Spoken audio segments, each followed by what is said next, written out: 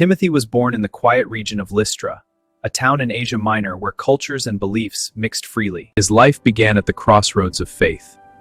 His mother, Lois, with a sincere heart for God, while he was still a child, they taught him to love God, to revere his word, and to wait for the fulfillment of his promises. Timothy's father was a Greek, not a follower of the Jewish faith. This meant Timothy grew up between two worlds, yet it was the faith of his mother and grandmother that took deepest root in his heart. Olin Verunge, in left for dead. Yet he returned, bold and unwavering courage. Timothy watched, he listened, and he believed. Paul quickly noticed Timothy's sincere faith and gentle spirit. The believers in Lystra and nearby Iconium spoke well of him, a young man God could shape into a leader. To remove any obstacle among the Jews, Paul circumcised Timothy. Then invitation changed Timothy's life forever, his student, helper, and spiritual son.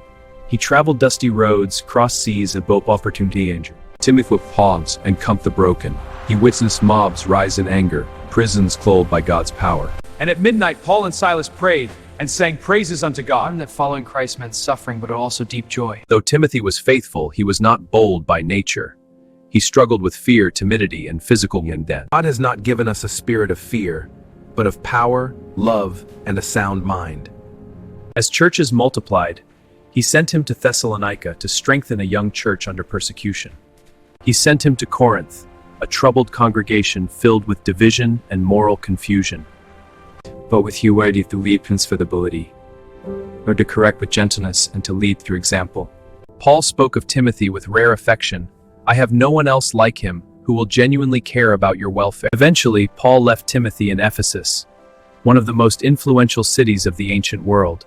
The task was overwhelming. False teachers. Some despised Timothy because of his young age. Others questioned his authority. Do not let anyone despise you for your youth, but set an example for the believers. Fight the good fight of faith. Paul reminded Timothy of his roots. He urged him to stir up the gift God had placed in his life. Though the Bible records only glimpses of Timothy's later life, early Christian tradition tells us that Timothy remained faithful in Ephesus for many years. As an elderly pastor, he is said to have opposed idol worship during a pagan festival and was beaten severely for his stand. Timothy died as he had lived, faithful, gentle, and courageous, refusing to compromise the truth of Christ. Timothy was not a man of thunder like Elijah, nor a fiery preachable and sincere, yet God used him powerfully. He proves that God does not only use the bold and fearless, but also the humble, the timid, and the faithful.